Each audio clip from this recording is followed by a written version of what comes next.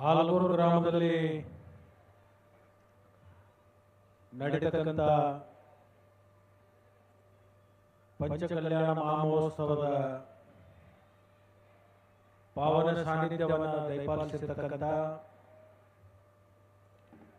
ಪರಮ ಪೂಜ್ಯ 108 ಮಹಾಮುನಿಗಳಾಗಿರ್ತಕ್ಕಂಥ ಶ್ರೀ ಶ್ರೀ ಶ್ರೀ ಗುಣಧರಾನಂದಿ ಮಹಾರಾಜರ ಪಾದಕಮಲಗಳಿಗೆ ದೀರ್ಘದಂಡ ಪ್ರಣಾಮಗಳನ್ನು ಸಮರ್ಪಣೆ ಮಾಡಿ ಈ ಒಂದು ಕಾರ್ಯಕ್ರಮದಲ್ಲಿ ಮುಖ್ಯ ಅತಿಥಿಗಳಾಗಿ ಆಗಮಿಸಿರ್ತಕ್ಕಂಥ ವಿಧಾನ ಪರಿಷತ್ತಿನ ಸಭಾಪತಿಗಳು, ಅತ್ಯಂತ ನನಗೆ ಅಚ್ಚುಮೆಚ್ಚಿನ ನಾಯಕರು ಆಗಿರ್ತಕ್ಕಂಥ ಸನ್ಮಾನ್ಯ ಬಸವರಾಜ ರಾಯರೆಡ್ಡಿ ಸಾಹೇಬ್ರೆ, ಕಾರ್ಯಕ್ರಮದಲ್ಲಿ ಭಾಗವಹಿಸಿ ಅವ್ರ ಸಂಪರ್ಕ ಹೋಗೋದ್ರಿಂದ ನನಗೆ ಹೋಯ್ತು. ಈ ಕರ್ಪೂರದಾಗ ಡಬ್ಬಿಯಾಗ ಕರ್ಪೂರ ಇರ್ತೈತಲ್ಲ, ಆ ಕರ್ಪೂರ ತೆಗೆದ್ರೂ ಆ ಡಬ್ಬಿ ವಾಸ ಬರ್ತೈತೆ ಅಂತ. ಹಂಗದು ಸಂಸ್ಕಾರ ಫಲದಿಂದ ಹಂಗ ಅದು ಬಂತದು. ನಮ್ಮ ರಾಯರೆಡ್ಡಿ ಸಾಹೇಬರು ಇವತ್ತು ಮುಖ್ಯ ಅತಿಥಿಗಳಾಗಿ ಬಂದಿದ್ದಾರೆ. ಇನ್ನು ಅವರ ಅಮೃತವಾಣಿ ನಮ್ಮ ಮುಂದೆ ದಯಪಾಲಿಸ್ತಕ್ಕಂಥ ಒಂದು ಸನ್ನಿವೇಶನೂ ಕೂಡ ಇದೆ. ಈ ಒಂದು ಕಾರ್ಯಕ್ರಮದಲ್ಲಿ ಈ ಭಾಗದ ಹಿಂದಿನ ಶಾಸಕರು, ಆತ್ಮೀಯರಾಗಿರ್ತಕ್ಕಂಥ ಆನಂದ್ ನ್ಯಾಮಗೌಡರವರೇ, ನನ್ನ ಆತ್ಮೀಯ ಮಿತ್ರರಾಗಿರ್ತಕ್ಕಂಥ ಸುಶೀಲ್ ಕುಮಾರ್ ಬೆಳಗಲಿ ಅವರೇ, ಅಥಣಿಯ ನಗರಸಭೆಯ ಸ್ಥಾಯಿ ಸಮಿತಿ ಅಧ್ಯಕ್ಷರಾಗಿರ್ತಕ್ಕಂಥ ದತ್ತಾ ವಾಸ್ಟ್ರ ಅವರೇ, ಇನ್ನೊಬ್ಬ ನಮ್ಮ ಸ್ನೇಹಿತರು ಆತ್ಮೀಯರು ಆಗಿರ್ತಕ್ಕಂಥ ಶಾಂತವಣ್ಣ ಕೆದ್ರಾಪುರ ಅವರೇ, ಅವರಿವರೆನ್ನದೇ ವೇದಿಕೆ ಮೇಲೆ ಆಸೀನರಾಗಿರ್ತಕ್ಕಂಥ ಎಲ್ಲ ಗಣ್ಯಮಾನ್ಯರೇ, ಸಭೆಯಲ್ಲಿ ಭಾಗವಹಿಸಿರ್ತಕ್ಕಂಥ ಎಲ್ಲ ಶ್ರಾವಕ ಮತ್ತು ಶ್ರಾವಕಿಯರಿಗೆ ನಿಮ್ಮೆಲ್ಲರಿಗೂ ಕೂಡ ಜೈ ಜಿನೇಂದ್ರ ಮತ್ತು ಮಾಧ್ಯಮದ ಸ್ನೇಹಿತರೆ,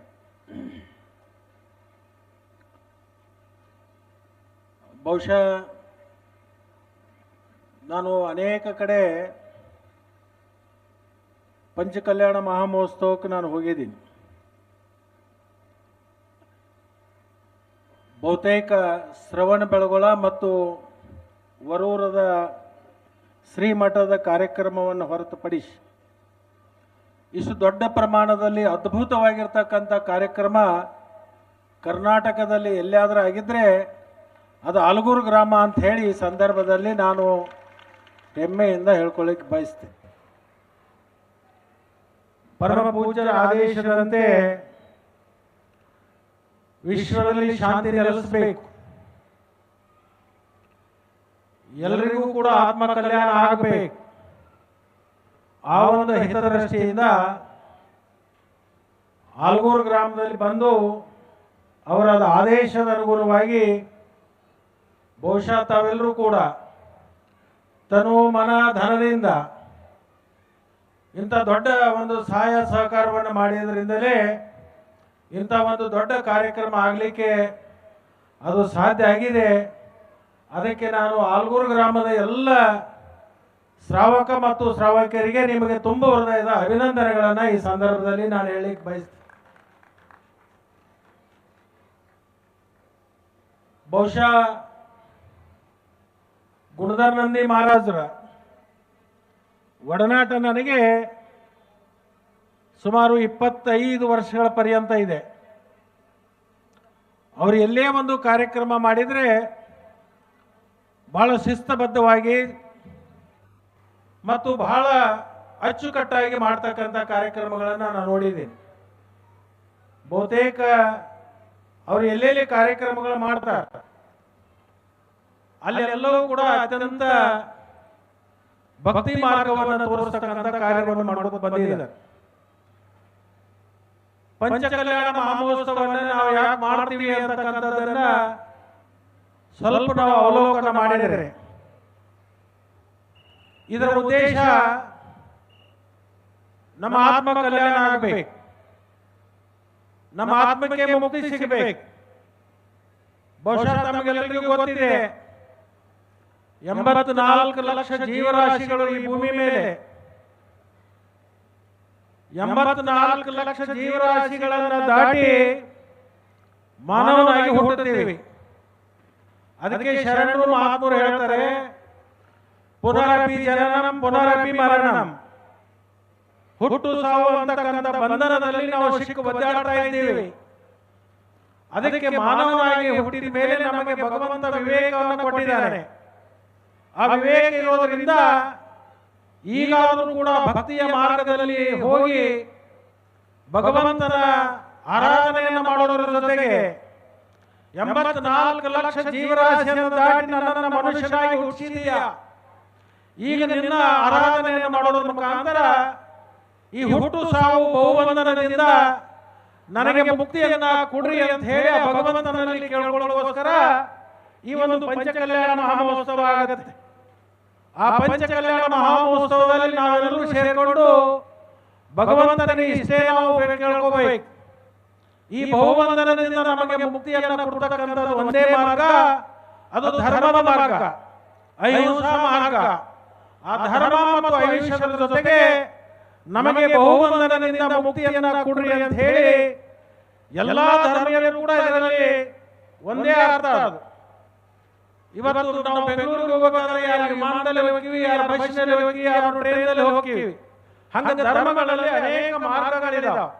ಆದರೆ ಜೈನ ಧರ್ಮ ಅತ್ಯಂತ ಶ್ರೇಷ್ಠವಾಗಿರತಕ್ಕಂಥ ಒಂದು ಧರ್ಮ. ಅದು ಬಹುತೇಕ ಅಹಿಂಸಾ ಮಾರ್ಗವನ್ನ ಅನುಸರಿಸತಕ್ಕಂಥ ಯಾವುದಾದ್ರೂ ಒಂದು ಈ ಭೂಮಿ ಮೇಲೆ ಒಂದು ಧರ್ಮ ಇದ್ರೆ ಅದು ಜೈನ ಧರ್ಮ ಅಂತ ಹೇಳಿ ನಾವೆಲ್ಲರೂ ಕೂಡ ಹೆಮ್ಮೆಯಿಂದ ಹೇಳ್ಕೋಬೇಕಾಗತ್ತೆ.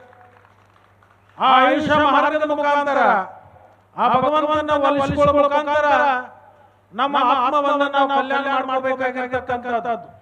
ಅದಕ್ಕೋಸ್ಕರ ಅನೇಕ ಮುನಿಗಳು, ಅನೇಕ ಮಹನೀಯರು ಈ ಧರ್ಮದಲ್ಲಿ ಜಾಗೃತಿಯನ್ನು ಮೂಡಿಸಿ ಈ ಮಾನವ ಜನ್ಮದಿಂದ ಮುಕ್ತಿಯನ್ನು ಪಡ್ಕೊಳ್ಳಲಿಕ್ಕೆ ಇದು ಒಂದೇ ಮಾರ್ಗ ಅಂತಕ್ಕಂಥದ್ದನ್ನು ಅರ್ಥ ಮಾಡಿಕೊಂಡು ಇವತ್ತು ಅನೇಕ ಕಡೆ ಸಮಾಜವನ್ನು ಧರ್ಮದ ಕಡೆಗೆ ತಗೊಂಡು ಹೋಗಿ ಅವರೆಲ್ಲರಿಗೂ ಕೂಡ ಮುಕ್ತಿ ಸಿಗಲಿ ಅಂತಕ್ಕಂಥ ಉದ್ದೇಶವನ್ನು ಇಟ್ಕೊಂಡು ಈ ಒಂದು ಕಾರ್ಯಕ್ರಮವನ್ನು ಆಯೋಜನೆ ಮಾಡ್ತಾರೆ. ಅದರಲ್ಲಿ ವಿಶೇಷವಾಗಿ ಇವತ್ತು ನಮ್ಮ ಮನೋಧರ್ಮಿ ಮಹಾರಾಜರ ಒಂದು ಮಾತನ್ನು ಹೇಳಿ ಅತಿಶಯೋಕ್ತಿ ಆಗಲಿಲ್ಲ. ಬಹುತೇಕ ಹಗಲು ರಾತ್ರಿ ಸಮಾಜದ ಚಿಂತನೆ, ಸಮಾಜ ಸನ್ಮಾರ್ಗದಲ್ಲಿ ಹೋಗಬೇಕು, ಪ್ರತಿಯೊಬ್ಬರಿಗೂ ಕೂಡ ಆತ್ಮ ಕಲ್ಯಾಣ ಆಗಬೇಕು ಅಂತಕ್ಕಂಥ ಒಂದು ಮಹಾಶಯವನ್ನು ಇಟ್ಕೊಂಡು ಅನೇಕ ಹಳ್ಳಿ ಸಂಚಾರ ಮಾಡಿ ನೋಡ್ರಿ, ಒಂದು ಮಾತನ್ನು ನಾವು ನೋಡಬೇಕಾಗತ್ತೆ.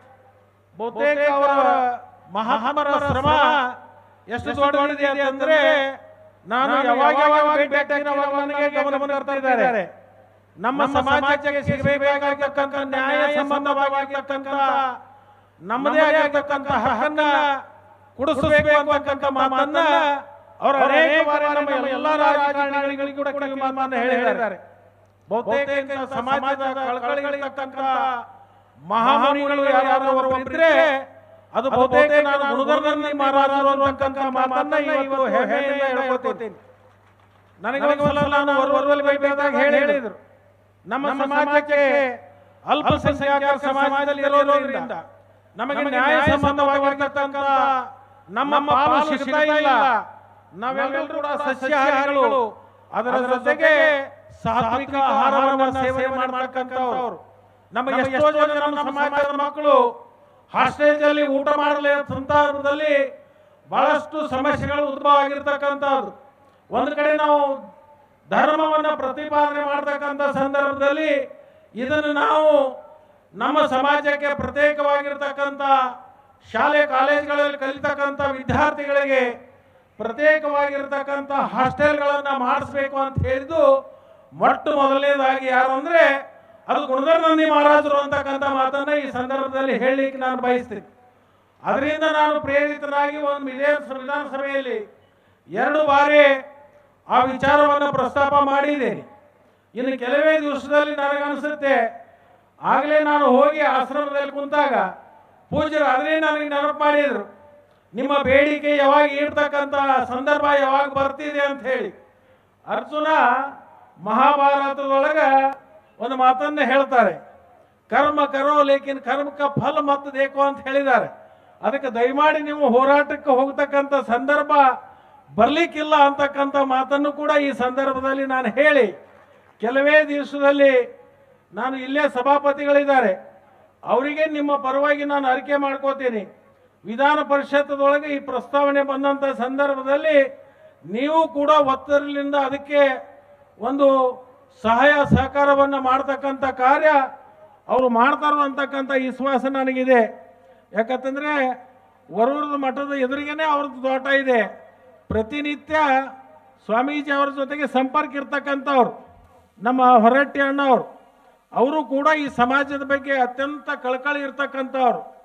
ನಮ್ಮ ವಿಧಾನ ಪರಿಷತ್ ಇರ್ಬೋದು, ವಿಧಾನ ಸಭೆ ಇರ್ಬೋದು, ಆ ಎರಡೂ ಮನೆಯಲ್ಲಿನೂ ಕೂಡ ಮುಂದಿನ ದಿನಮಾನದಲ್ಲಿ ಹೆಚ್ಚು ಒತ್ತನ್ನು ಕೊಡೋದ್ರ ಮುಖಾಂತರ ನಿಮ್ಮ ಸಮಾಜಕ್ಕೆ ಸಿಗಬೇಕಾಗಿರ್ತಕ್ಕಂಥ ನ್ಯಾಯಸಮ್ಮತವಾಗಿರ್ತಕ್ಕಂಥ ಏನು ಬೇಡಿಕೆ ಇದೆಯೋ ನಾನಂತೂ ಖಂಡಿತವಾಗಿಯೂ ಅದಕ್ಕೆ ಒತ್ತು ಕೊಡುವಂಥ ಕೆಲಸವನ್ನು ನಾನು ಮಾಡ್ತೀನಿ ಅಂತಕ್ಕಂಥ ಮಾತನ್ನು ಈ ಸಂದರ್ಭದಲ್ಲಿ ನಾನು ಹೇಳಲಿಕ್ಕೆ ಬಯಸ್ತೀನಿ. ಪೂಜ್ಯರು ಹೇಳ್ತಾ ಇದ್ರು, ನಾವು ನವೆಂಬರ್ವರೆಗೆ ಕಾಯ್ತೀವಿ, ನವೆಂಬರ್ ನಂತರ ಆಗದೆ ಹೋದದ್ದಾದರೆ ಲಕ್ಷಾಂತರ ಜನರನ್ನು ಕರ್ಕೊಂಡು ನಾವು ಪಾದಯಾತ್ರೆ ಮಾಡಬೇಕಾಗ್ತದೆ ಅಂತಕ್ಕಂಥ ಮಾತನ್ನು ಕೂಡ ನಮಗೆ ಎಚ್ಚರಿಕೆಯನ್ನು ಕೊಟ್ಟಿದ್ದಾರೆ. ಆ ಎಚ್ಚರಿಕೆಯನ್ನು ನಾವು ಗಮನದಲ್ಲಿ ಇಟ್ಕೊಂಡು ಮುಂದಿನ ದಿನಮಾನದಲ್ಲಿ ಮಾನ್ಯ ಮುಖ್ಯಮಂತ್ರಿಗಳಿಗೆ ಈ ವಿಷಯದ ಬಗ್ಗೆ ಗಂಭೀರತೆಯನ್ನು ಮನವರಿಕೆ ಮಾಡಿಕೊಡೋದ್ರ ಮುಖಾಂತರ ಅದಕ್ಕೆ ಚಾಲನೆಯನ್ನು ಕೊಡಲಿಕ್ಕೆ ನಾವು ಎಲ್ಲ ಶಾಸಕರು ಸೇರಿಕೊಂಡು ಪಕ್ಷಾತೀತವಾಗಿ ಜಾತ್ಯತೀತವಾಗಿ ಏನು ಜೈನ ಧರ್ಮಕ್ಕೆ ಸಿಗಬೇಕಾಗಿರ್ತಕ್ಕಂಥ ನ್ಯಾಯಸಮ್ಮತವಾಗಿರ್ತಕ್ಕಂಥ ಒಂದು ಬೇಡಿಕೆ ಇದೆಯೋ ಆ ಬೇಡಿಕೆಯನ್ನು ಕೊಡಿಸ್ಲಿಕ್ಕೆ ನಮ್ಮ ಪ್ರಾಮಾಣಿಕವಾಗಿರ್ತಕ್ಕಂಥ ಪ್ರಯತ್ನ ಖಂಡಿತವಾಗಿ ನಾವು ಮಾಡ್ತೀವಿ ಅಂತಕ್ಕಂಥ ಮಾತನ್ನು ಈ ಒಂದು ಸಂದರ್ಭದಲ್ಲಿ ಹೇಳಿ, ಇವತ್ತು ವಿಶೇಷವಾಗಿ ಇವತ್ತು ನಮ್ಮ ಹೊರಟ್ಟಿ ಅಣ್ಣವರು ಕೂಡ ಬಂದಿದ್ದಾರೆ. ಅವರು ಕೂಡ ಭಾಳಷ್ಟು ಇದ್ರ ಬಗ್ಗೆ ಒಂದು ಬೆಳಕನ್ನು ಚೆಲ್ತಕ್ಕಂಥ ಕಾರ್ಯವನ್ನು ಮಾಡ್ತಾರೆ. ಮುಂದೂ ಕೂಡ ತಮ್ಮ ಬೇಡಿಕೆಗೆ ಅನುಸಾರವಾಗಿ ಅವರು ನಮಗೆ ಸಹಾಯ ಸಹಕಾರವನ್ನು ಮಾಡ್ತಾರೆ ಅಂತಕ್ಕಂಥ ಮಾತನ್ನು ಕೂಡ ಈ ಸಂದರ್ಭದಲ್ಲಿ ಹೇಳಿ, ಇವತ್ತು ಆನಂದ ನ್ಯಾಮಗೌಡರವರು ಒಂದು ಮಾತನ್ನು ಹೇಳಿದರು. ಹಿಂದೆ ಮನಮೋಹನ್ ಸಿಂಗ್ ಅವರು ಅಲ್ಪಸಂಖ್ಯಾತರಲ್ಲಿ ಇದನ್ನು ಸೇರಿಸಿರ್ತಕ್ಕಂಥದ್ದು, ಬಹುತೇಕ ಅದೇ ಏನೊಂದು ದೊಡ್ಡ ತಪ್ಪಾಯ್ತೇನೋ ಅಂತೇಳಿ ನನಗೆ ಇವತ್ತು ಅನ್ನಿಸ್ತದೆ. ಯಾಕಂತಂದ್ರೆ ನ್ಯಾಯಸಮ್ಮತವಾಗಿ ಬರಬೇಕಾಗಿರ್ತಕ್ಕಂಥ ಪಾಲ ಈ ಸಮಾಜಕ್ಕೆ ಸಿಗ್ತಾ ಇಲ್ಲ. ಅದ್ರಗೋಸ್ಕರನೇ ಇದನ್ನು ಪ್ರತ್ಯೇಕವಾಗಿರ್ತಕ್ಕಂಥ ಒಂದು ನಿಗಮಗಳನ್ನು ಮಾಡಿ ಅಲ್ಲಿ ನ್ಯಾಯ ಕೊಡಿಸ್ತಕ್ಕಂಥ ಒಂದು ಅವಶ್ಯಕತೆ ಇವತ್ತಿದೆ. ಯಾಕಂತಂದರೆ ಆ ರಂಡಿ ಮುಂಡಿ ಮದುವೆ ಒಳಗೆ ಉಂಡವನೇ ಜಾನವನ್ನು ಹಂಗೆ ಆಗಕತ್ತೈತೆ ಅದು. ಅದಕ್ಕೆ ಅದು ಆಗಬಾರ್ದು ಅನ್ನುವಂಥ ವಿಚಾರವನ್ನು ಇಟ್ಕೊಂಡು ಇವತ್ತು ಆನಂದ ನ್ಯಾಮಗೌಡರು ಕೂಡ ಮುಖ್ಯಮಂತ್ರಿಗಳ ಜೊತೆಗೆ ಭಾಳಷ್ಟು ನಿಕಟ ಸಂಪರ್ಕ ಇದೆ. ನೀವು ಕೂಡ ಅವಾಗವಾಗ ಹೋದಾಗ ಮುಖ್ಯಮಂತ್ರಿಗಳಿಗೆ ಇದನ್ನು ಗಮನಕ್ಕೆ ತರೋದು ಮಾಡ್ರಿ. ಯಾಕಂತಂದ್ರೆ ನೀವಾಗಲಿ ನಾವಾಗಲಿ ರಾಜಕಾರಣದೊಳಗೆ ಎತ್ತರಕ್ಕೆ ಬೆಳೆದಿದ್ರೆ ಅದು ಜೈನ ಸಮಾಜ ಅಂತಕ್ಕಂಥ ಅರಿವು ನಮ್ಮೆಲ್ಲರಿಗೂ ಕೂಡ ಇರಬೇಕಾಗ್ತದೆ. ಯಾಕಂತಂದರೆ ಯಾರು ನಮಗೆ ಋಣವನ್ನು ಹೊರಿಸಿರ್ತಾರೆ ಆ ಋಣದ ಭಾರವನ್ನು ನಾವು ಕಡಿಮೆ ಮಾಡ್ತಕ್ಕಂಥದ್ದು ನಮ್ಮ ಧರ್ಮ. ಅದು ಆ ಧರ್ಮವನ್ನು ಪಾಲನೆ ಮಾಡೋಕ್ಕೋಸ್ಕರ ನಾವೆಲ್ಲರೂ ಸೇರಿಕೊಂಡು ಪಕ್ಷಾತೀತ ಮತ್ತು ಜಾತ್ಯತೀತವಾಗಿ ಇವರಿಗೆ ಸಹಾಯ ಮತ್ತು ಸಹಕಾರ ಮಾಡ್ತಕ್ಕಂಥದ್ದು ಅದು ಅತ್ಯಂತ ಅವಶ್ಯ ಆಗಿದೆ ಅಂತಕ್ಕಂಥ ಮಾತನ್ನು ಈ ಒಂದು ಸಂದರ್ಭದಲ್ಲಿ ಹೇಳಿ, ಇವತ್ತು ಪರಮ ಪೂಜ್ಯರ ಒಂದು ಸಾನ್ನಿಧ್ಯದಲ್ಲಿ ಏನು ಇಲ್ಲೊಂದು ಮಹಾಮಸ್ತಕ ಅಭಿಷೇಕ ಮತ್ತು ಏನು ಆಗ್ತಾ ಇತ್ತು ಅದನ್ನು ನಾವು ಎಲ್ಲಿ ಶ್ರವಣ ಬೆಳಗೊಳದಲ್ಲಿ ನೋಡ್ತಾ ಇದ್ದೀವಿ. ಅದರ ನಂತರ ಬಹಳ ದೊಡ್ಡ ವೈಭವಪೂರಿತವಾಗಿರ್ತಕ್ಕಂಥ ಕಾರ್ಯಕ್ರಮ ಎಲ್ಲಿಯಾದರೂ ನಡೆದಿದ್ರೆ ಅದು ಬಹುತೇಕ ಆಲಗೂರು ಗ್ರಾಮದಲ್ಲಿ ಅಂತಕ್ಕಂಥ ಮಾತನ್ನು ಈ ಸಂದರ್ಭದಲ್ಲಿ ಹೇಳಿ ನಾನು ಮಹಾರಾಜರಲ್ಲಿ ಇಷ್ಟೇ ವಿನಂತಿ ಮಾಡ್ಕೋತೀನಿ. ಈ ಕಾರ್ಯಕ್ರಮಕ್ಕೆ ಏನು ಸಹಾಯ ಸಹಕಾರವನ್ನು ಮಾಡಿದ್ದಾರೆ ಅವರ ಜೀವನ ಉತ್ತಂಗಕ್ಕೆ ಏರಲಿ ಅಂತ ಹೇಳಿ ತಮ್ಮ ಆಶೀರ್ವಾದ ಅವರಿಗೆ ಮಾಡ್ರಿ ಅಂತಕ್ಕಂಥ ಮಾತನ್ನು ಈ ಸಂದರ್ಭದಲ್ಲಿ ನಾನು ಹೇಳಿ, ಇವತ್ತು ಈ ಕಾರ್ಯಕ್ರಮಕ್ಕೆ ಅನೇಕ ಸಮಾಜದ ಮುಖಂಡರು ಬಂದು ನನಗೆ ಆಹ್ವಾನವನ್ನು ಕೊಟ್ಟಿದ್ರು. ಈ ಕಾರ್ಯಕ್ರಮದಲ್ಲಿ ಬರಬೇಕು, ತಾವು ಉಪಸ್ಥಿತಿಯನ್ನು ಕೊಡಬೇಕು ಅಂತಕ್ಕಂಥ ಮಾತನ್ನು ಅದಕ್ಕಿಂತ ಮುಂಚೆ ನನಗೆ ಪರಮ ಪೂಜ್ಯರು ಒಂದು ತಿಂಗಳ ಹಿಂದೆಯೇ ಫೋನ್ ಮುಖಾಂತರ ಹೇಳಿದರು. ಆಲಗೂರದೊಳಗೆ ನಾವೊಂದು ಕಾರ್ಯಕ್ರಮವನ್ನು ಮಾಡ್ತಾ ಇದ್ದೀವಿ, ಆ ಕಾರ್ಯಕ್ರಮಕ್ಕೆ ಕಡ್ಡಾಯವಾಗಿ ಬರಬೇಕು ಅಂತ ಆದೇಶ ಮಾಡಿದರು. ಅವರ ಆದೇಶ ಮತ್ತು ಹಿರಿಯರ ಎಲ್ಲರ ಒಂದು ಅಪೇಕ್ಷೆಗೆ ಅನುಗುಣವಾಗಿ ಇಲ್ಲಿ ಬಂದಂಥ ಸಂದರ್ಭದಲ್ಲಿ ತಾವೆಲ್ಲರೂ ಕೂಡ ಪ್ರೀತಿ ವಿಶ್ವಾಸದಿಂದ ನಮ್ಮನ್ನು ಕರೆಸಿಕೊಂಡು ನಮಗೆ ಗೌರವವನ್ನು ಕೊಡೋದ್ರ ಜೊತೆಗೆ ಒಂದೆರಡು ಮಾತುಗಳನ್ನು ಸಮಾಜದ ಮುಂದೆ ಇಡಲಿಕ್ಕೆ ಅವಕಾಶವನ್ನು ಮಾಡಿಕೊಟ್ಟಿರ್ತಕ್ಕಂಥ ನಿಮ್ಮೆಲ್ಲರಿಗೂ ಕೂಡ ಮತ್ತೊಮ್ಮೆ ನಾನು ಅಭಿನಂದನೆಗಳನ್ನು ಈ ಸಂದರ್ಭದಲ್ಲಿ ಹೇಳಿ ನನ್ನೆರಡು ನುಡಿಗಳನ್ನು ಶ್ರೀಗಳ ಪಾದಕ್ಕೆ ಅರ್ಪಣೆ ಮಾಡಿ ನನ್ನ ಮಾತಿಗೆ ವಿರಾಮ ಕೊಡ್ತೀನಿ. ಜೈ ಜಿನೇಂದ್ರ. ಜೈ ಜಿನೇಂದ್ರ. ಪಂಚಕಲ್ಯಾಣದ ಆಚರಣೆಯ ಮುಖ್ಯ ಉದ್ದೇಶವೇ ಆತ್ಮಕಲ್ಯಾಣ. ಈ ಆತ್ಮಕಲ್ಯಾಣವನ್ನು ಅಹಿಂಸಾ ಮಾರ್ಗದ ಮೂಲಕ ಸಾಧಿಸಿ ಪುನರಪಿ ಜನನಂ ಪುನರಪಿ ಮರಣಂ ಎಂಬ ಭವಬಂಧನದಿಂದ ಬಿಡುಗಡೆ ಹೊಂದೋಣ ಅಂತ ಹೇಳ್ತಾ ಜೈನ ನಿಗಮದ ಸ್ಥಾಪನೆಯ ಬಗ್ಗೆ ಅವರು ಮಾತನಾಡಿದರು. ನಾವು ಕೂಡ ಇಲ್ಲಿ ಒಂದು ತಮ್ಮಲ್ಲಿ ಕಳಕಳಿಯಾಗಿ ನಾವು ವಿನಂತಿಸ್ಕೊಳ್ತಾ ಇದ್ದೀವಿ. ಜೈನ ನಿಗಮದ ಸ್ಥಾಪನೆ ಅನ್ನೋದು ಬರೀ ಚರ್ಚೆಯ ವಿಷಯ ಆಗಬಾರ್ದು, ಆದಷ್ಟು ಬೇಗ ಅದು ಕಾರ್ಯರೂಪಕ್ಕೆ ಬರಬೇಕು. ಯಾಕಂದರೆ ಈ ನಿಟ್ಟಿನಲ್ಲಿ ಅಧಿಕಾರಿಗಳು ಕೆಲಸ ಮಾಡಬೇಕು.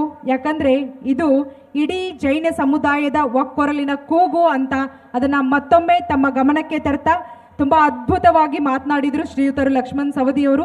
ಅವರಿಗೆ ನಾವಿಲ್ಲಿ ಅನಂತ ಅನಂತ ಧನ್ಯವಾದಗಳನ್ನ ಹೇಳ್ತಾ ಇದ್ದೀನಿ. ಜೋರಾದ ಚಪ್ಪಾಳೆಯೊಂದಿಗೆ ಅವರಿಗೆ ಮತ್ತೊಮ್ಮೆ ಧನ್ಯವಾದಗಳನ್ನು ಸಲ್ಲಿಸೋಣ. ಯಾವ ಸಮಯದಲ್ಲಿ ನಿಗಮ ಮಂಡಳಿ ಚರ್ಚೆ ಆಗ್ತಿತ್ತು, ನಮಗೆ ಒಬ್ಬರ ಸಾಂತ್ವನ ಹೇಳವ್ರು ಅಂದರೆ ಲಕ್ಷ್ಮಣ್ ಸವದಿಯವರು.